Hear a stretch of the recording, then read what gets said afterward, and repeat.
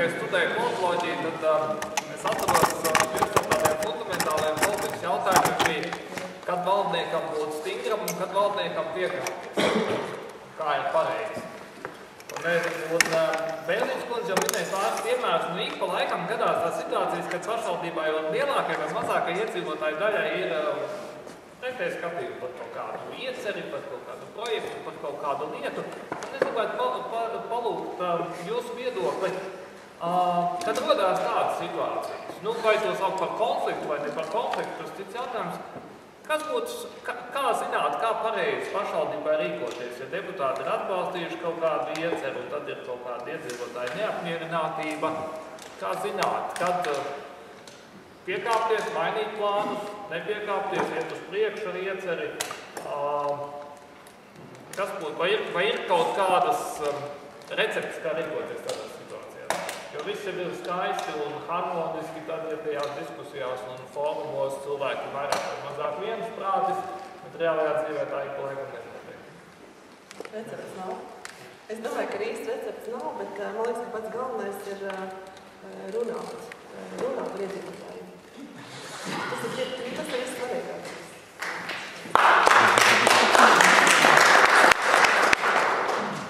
Jā, vēl kādi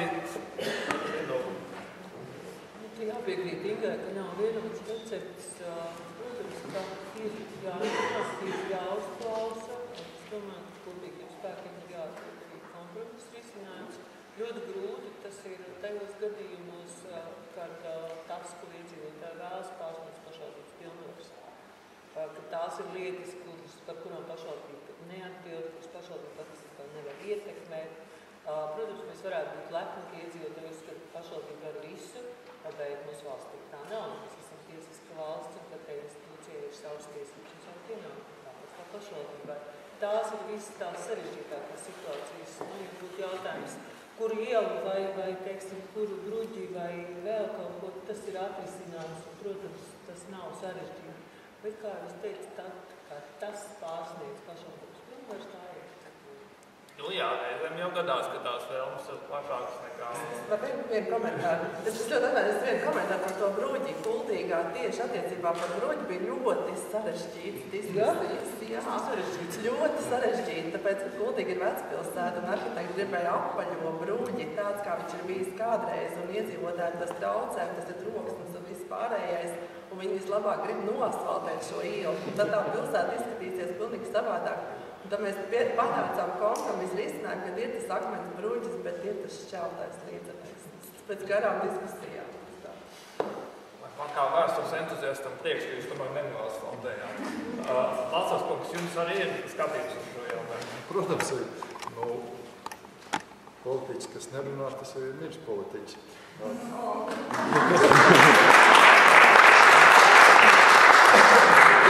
Ja politika nav. Ar sabiedrību es varbūt negribētu teikt, ka vietējās pašvaldību darbā politikai jābūt tik ļoti svarīgai, īpaši partijiskai politikai, jo pamatā jau tomēr tas ir darbs ar iedzīvotājiem, iedzīvotāju vajadzībām, un šai diskusijai noteikti ir jābūt, teiksim, produktīvai. Diemžēl, es teikt, jā, bet ir tās lietas, ne tikai tas, ko Rasas kundze jau teica par to, ka tas dažreiz ir ne tas lauciņš, par kur iet runa, ja? Bet ir arī situācijas, kad diskusija sākās tad, kad diskusijai jau nevajag vairs būt, ka jābūt projekta realizācijai. Un, diemžēl, tas liecina par to, ka sabiedrība vēl joprojām nezina īsti, kā dažādas lietas strādā. Un tieši tāpēc arī šis informatīvais darbs ir tik ļoti svarīgs. Cilvēkiem ir jādod informācija saulēcīgi. Nu, piemēram, pat labam mēs izējām uz fināla taisnē uz tāls tirgus renovāciju. Pat labam ir diezgan liela diskusija, kāpēc tas tirgus ir tāds un tā tālāk. Pat arī bija gan sabiedriskā apspriešana, gan skiča apspriešana un viss pārējais. Ja? Tas viss ir bijis, viss jau ir beidzies, bija arī projekta pārsūdzība un tā tālāk. Tagad, kad mums ir jārealizē projekts, tagad sākas diskusija, kāpēc tā. Tas varbūt nav īsti pareizi, bet tā pašā laikā cilvēkiem tas ir jāskaidro, mums ir jāiet uz kaut kādiem darbiem, uz konkrētiem jārealizē. Bet, tā, diemžēl, notiek arī, tā ir zinām problēma. Es varu papildināšu Aivaru teikto par projektiem, jo patiesībā jau pašvaldība ir naudas saņēmēji, bet noteikums šīs naudas saņemšanai ne jau pašvaldība izvirza un pašvaldība uzstāda, ir noteikti kritēriji, kur ir jāievēro, ir ņemot vērā šos kritērijus, ir konkrēti lieta, kur šo naudu var ieguldīt. Nu, jautājums, vai mēs to liekam, piemēram, Lielajā ielā, vai mēs to liekam Kuldīgas ielā. Svarīgas abas. Lielā ielā ir uzņēmējdarbība. Kuldīgā mēs šo uzņēmējdarbību nevaram pierādīt. Līdz ar to Eiropas naudu mēs tur dabūt nevaram. Tur ir jāņem naudu no budžeta. Ja? Tā kā, ir ļoti daudz tādas lietas. Mēs labprāt gribētu kaut ko citu. Mēs sen, piemēram, būtu paņēmuši kredītu Kuldūksnamos. Kuldūksnamos kredītu pašvaldībai būtu vienkārši nedod. Ceļ jau vairs nevar. Mēs jau cik gadus tur cīnījāmies, mēs pat uzrakstījām klimata pārmaiņu programmas, projektu mums pat apstiprinājumu, tad pateica, ka jums ziniet, tas līdzmaksājums ir pa lielu, un naudas nevar saņemt. Citur kā valsts kasē pašvaldība aizņemties nevar. Viss ar to beidzās. Ne tāpēc, ka pašvaldība to negrib, bet tāpēc, ka bieži vien tie birokrātiskie šķēršļi ir tik lieli. Tur var skaidrot, un es jau saprotu arī iedzīvotājs, kā tas var būt, ka pašvaldība nevar. Pašvaldība arī ir tomēr balstās uz likumiem savā darbībā, ja? Ja varētu domāt lielu priekšnieku un nevar. Jā, atkal, tagad papildinājumu. No valsts novadām mums ir arī viena nevalstiskā organizācija, kas tomēr ir īpašāka par citām, un tas ir Tautas komersantu klubs. Un šo organizāciju mums ir noslēgta īpaša sadarbības vienošanās par to, ka viss mūsu attīstības programma un viss tiek vērtēti pie viņiem, tikai pēc tam, kad viņi ir apsprieduši un snieguši savu tādu atzinumu par to, ka tas daudz maz apmierina, arī mēs tikai pieņemam šo dokumentu, un viņi ir pieņemti, protams. Bet tā ir ļoti nopietna diskusija ar cilvēkiem, kas ir ļoti atbildīgi un zina naudas vērtību. Es nesaku, ka nevajag ievērot kādas citas organizācijas. Mums, protams, ir ļoti svarīgi arī tādas organizācijas kā Brīnumiņš, Sarkanais Krusts un tā tālāk, ar kuriem mēs ļoti sadarbojamies.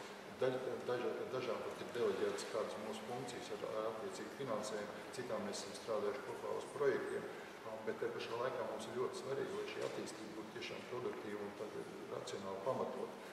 Un tas, es domāju, ka mums tādā veidā arī izdodas. Un tieši tāpēc mēs pat labāk strādājot arī pie šīs pašas ielas, citas ielas, Raiņu ielas, esam šo ielu paplašinājuši ar citām, ar divām blakus ielām, lai ietvertu pēc iespējas vairāk uzņēmēju interesi un lai tas būtu tiešām maksimāli atdevi gan iedzīvotājiem, gan šai uzņēmēju darbībai, kas ir tātad prioritāri Eiropas struktūra fonda saņemšanas kontekstā, un es domāju, ka tas mums tā labi nostrādās. Jā, man liekas, tas tāds labs piemērs, jo no vienas puses, protams, es pats zinu, daudzās dzīves situācijās nemaz nevajag pašvaldību. Skaidrs, ka cilvēkiem ir tendence sākt reaģēt uz kaut ko bieži vien, tad, kad jau kaut kas svilst un jau viss ir šķiet jau pavisam slikti un tā tālāk.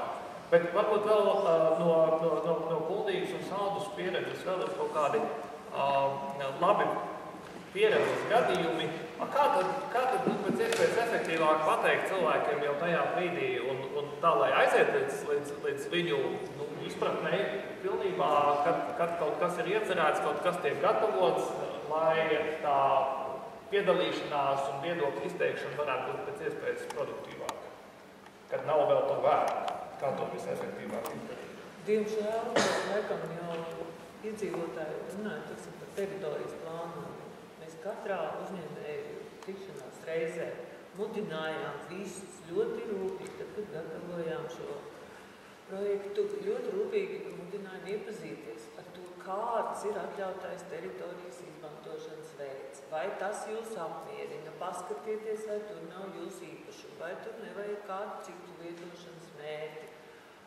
Likās, ka visi ir dzirdējuši, sapratuši, sūtījām, aicinājām, organizējām sabiedriskās apspriešanas, nepaiet tik ilgs laiks, plānojums ir stājies spēkā, atnāk uzņēmēji, zini, es te gribu šito un šito.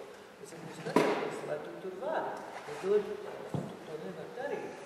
Kā, un kas tad man tagad jādara? Es saku, cik reizes aicinājām? Jā, atnāk tikko, teritorijas plānojuma grozījums, lokāla plānojums vai detāla plānojums, gads kā minimums, ja?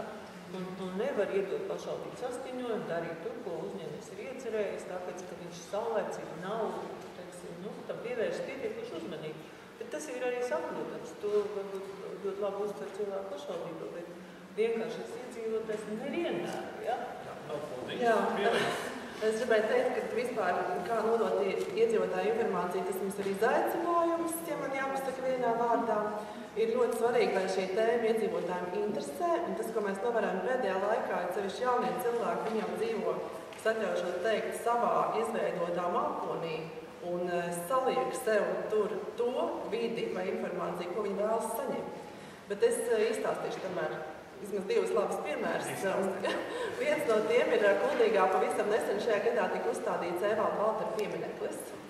Un diskusijas par šo pieminekli mums bija ļoti aktīvas, iedzīvotāji iesaistījās ļoti aktīvi. Pēc pirmā metu konkursa mums bija tik daudz dažādu viedokļu, ka, lai arī deputāti bija nosliegušies jau uz, ne deputāti, bet komisija uz vienu risinājumu, mēs tomēr to atcēlām un izsludinājām jaunu konkursu. Un tā sajūta bija tāda, ka visiem ir ļoti svarīgi, ne tikai tiem, kas dzīvo Kuldīgā, pat Rīgā. Es braucu uz Rīgu, man stāstīja, kādam jābūt ir Evalda Valtera piemineklim. Arī no apkārtnes mēs saņemam šos informācijas ēpastos, rakstiskā veidā, ļoti dažādām. Acīm redzot, tā ir tā tēma, cilvēks, leģendāra personība, kura cilvēkiem ir svarīga, un ir svarīga, kādam tai piemiņas vietai būt, un cilvēki ļoti iesaistījās. Tas tāds ļoti labs piemērs. Un vēl viens piemērs, ko mēs esam šobrīd sākuši Kuldīgā kādreiz, ir bijusi doma ierīkot tādu kā brīvības cīnītājiem pieminekli vai piemiņas vietu vai vidas objektu. Pašā centrā var teikt, tie, kas nav Kuldīgā, nezinās to vietu. Un īstenībā šobrīd mēs sludināsim metu konkursu par šo vietu, un tas arī pateicoties iedzīvotāju grupai, jeb iniciatīvai, kura tāda ir nākusi. Un tagad jau mēs esam tik tālu, ka mēs kā pašvaldība virzīsim tālāk šo iniciatīvu. Es domāju, tie ir tādi piemēri, kur iedzīvotāji iesaistās. Un vēl, kur ļoti iedzīvotāji iesaistās pēc mūsu pieredzes, ir, ja mēs runājam par izglītības jautājumiem. Ja tas ir par skolu tīklu sakārtošanu, par izglītības koncepciju, kad mēs to apspriedām, tad mums bija apmēram vairāk kā 2000 priekšlikumu. Priekš Kuldīgas tas ir ļoti daudz. Tad ir tēmas, kuras tiešām cilvēks interesē. Jā, pēc jūs, Bēziņas kundze, pieminējāt jau savā sākotnējā uzstāšanās tādu iniciatīvu, ka papildus domas sēdēm jums ir arī kaut kāds noteikts formāts, kad ir iespējams apspriesties un kaut kādas jautājumas izrunāt, tā teikt, aiz slēgtu. Un es to perfekti saprotu, ka ir lēmumu pieņemšanā ir situācijas, kad visu ir labi un pareizi darīt publikas priekšā, un ir kaut kādas situācijas, kaut kādi gadījumi, ka tomēr tie, kuri ir apveltīti ar šīm specifiskajām pilnvarām, to savā starpā izrunā un kaut kādas jautājumas apspriež un nav gluži tā kā visuāls priekšā. Un man šajā sakrā būtu jautājums visiem diskusijas dalībniekiem, kas ir jūsuprāt tas princips vai principi, kā vislabāk izlemt, ko ir jādara pēc iespējas lielākas atklātības apstākļos, visu acu priekšā, un kad ir tās situācijas, kas ir tā informācija, kas ir tie procesi, par kuriem varbūt kādreiz tā informācija ir jāierobežo un pieejamība. Kas ir tas pareizais ceļš, ko izvēlēties? Es varu sākt? Jā. Ko darīt atklāt, ko darīt tomēr druskai slēgtām darbību, ko nekomplicēt varbūt? Jā, ja mēs runājam par to, ko nevar darīt atklāti, tas ir informācija, kas ir saistīta ar cilvēku, ar noteiktu personu.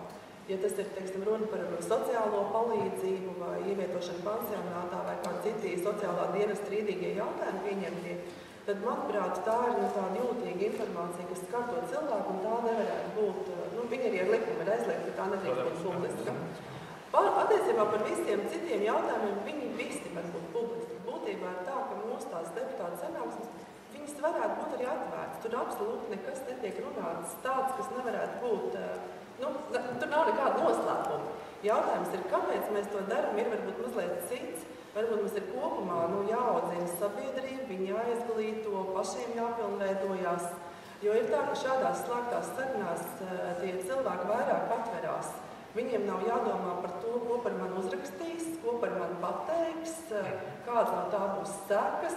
Vairāk tas ir dēļ šādiem iemesliem, nevis tāpēc, ka tā informācija būtu kaut kādā veidā nebūtu publiskojama. Viņi ir publiskojami. Tas ir vairāk, lai cilvēki varētu atvērties un tādā brīvi diskutēt. Tāda mums šobrīd tā sabiedrība ir, lai mēs nonāktu pie labu risinājumu. Mēs jūtam, ka tas ir nepieciešams šāds formāts. Varbūt paies laiks, viņš arī būs atklāts. Jā, paldies. Es principā gribētu piekrist Ingai, ir lietas, kuras nosaka likums, tā ir personu datu aizsardzība, par kuriem tu nevar runāt, arī administratīvā strīdu komisijā, tos jautājumus, kurus mēs izskatām, kad ir apstrīdēti vai mūsu sociālā dienas vai būvvalds vai kāds cits mūsu institūcijas lēmumi. Tas nav ne publiskojums, ne atklājums, to dzird tie, kas ir šīs komisijas dalībnieki, jo tas vienmēr attiecās uz kādu cilvēku personīgi, viņš arī tiek uzaicināts. Pārējās lietas būtībā nav tāda lieta, par kurām nevarētu runāt atklāt. Kā mēs zinām, tad šobrīd visas domas sēdes tiek ierakstītas un ieraksti publicēt mūsu mājaslapā. Domas sēdes ir atklāts, arī komitejas sēdes ir atklāts, tajā var piedalīties visi sabiedrības locekļi. Es domāju, ka jautājumi, kurus varbūt nevar runāt absolūti publiski, ir lietas, kas skar tādas lietas, kas pirmkārt ir sensitīvas, un kas nav šobrīd, kas ir tikai idejas līmenī. Jo tad bieži vien tā ideja, katrs mēs uztveram citādāk. Ja mēs runājam par konkrētām lietām, tad mēs runājam, vai mēs darām tā, vai mēs darām šitā, un tad nekas nav slēpjams. Ja, tā kā, protams, kā jau es teicu, viss, kas attiecas uz cilvēku personību. Tas ir absolūti, jā. Mācības kungs, jums vēl par šo ir kas piebilstams? Protams, jā, bet man tas viedoklis ir tāds savādāks. Protams, tas, kas ar likumu nav atļauts, svēta lieta, cilvēks nedrīkst personīgi aizsargāt. Bet deputāti ir kaut kādā mērā īpaši tādā veidā, ka viņi ir uzņēmušies izmantot šo tautas uzticību un būt lēmēji par to, kas notiek konkrētajā teritorijā. Un tā pašā laikā viņi tomēr ir cilvēki. Un ja sapulcēs notiek emocionāls, es atvainojos, spiediens uz deputātiem, vai tas ir raudoša sieviete vai pārsadusmot vīrieti, kas tur sarkan seju knapu valdās, ja? Tad tas, katrā gadījumā tas neveicina tādu objektīvu labu lēmumu pieņemšanu. Tas var būt ļoti smagi, jo arī deputāti, lai arī kādi viņi ir, varbūt viņus pasniedz, kā viņi arī ir cilvēki. Un tas ir ļoti grūti dažreiz pie šāda emocionālā spiediena, kā pareizi izvērtēt situācijas. Ko darīt ar tiem spiedējiem? Nē, kā? Cilvēkiem ir tiesības piedalīties, un deputātam ar to tomēr ir jāvērtinās, bet es neteikšu, ka tas ir viegli, un tad vienmēr tās kopējā deputātu kopums ar to tiek pareizi galā. Tā tas, diemžēl, ir, es to atzīstu, tā ir mana pieredze, ko es esmu daudz gadus redzējis, gan kā priekšsēdētājs, gan nebūdams priekšsēdētājs, nav svarīgi, ja, bet tā patiešām, diemžēl, ir. Un tas es īsti nezinu atbildi, kā to realizēt, jo cilvēkam jābūt tiesībām piedalīties. Jā, tas jau varbūt attiecās ne tikai uz tos pieminētiem deputātiem, kas tieši tāpat attiecās arī uz darbiniekiem. Īpaši tiem darbiniekiem, kas sastopas ar iedzīvotājiem, kas strādā klienta apkalpošanas centrā, kur ir iesniegumi, kur ir visdažādākās emocijas. Ja? Ko mēs varam darīt? Pirmkārt, audzināt savus darbiniekus un teikt, pasūtītājiem vienmēr ir taisnība, vai ko viņš tur runā. Protams, kas pēc tam ar šiem darbiniekiem notiek, tas ir kaut kas cits. Ja? Acīm redzot, mums visai sabiedrībai kopā ir jāstrādā pie tā, ka mūsu viedoklis nekļūst stiprāks no tā, ja mēs skaļāk bļaujam, vai mēs esam dusmīgi. Mūsu viedoklis ir izsakāms arī ļoti pieklājīgā formā, un tāpēc mūsu viedoklis nav mazāk svarīgs. Tā skan, jā. Paldies uz šīs pilnīgi atbalstām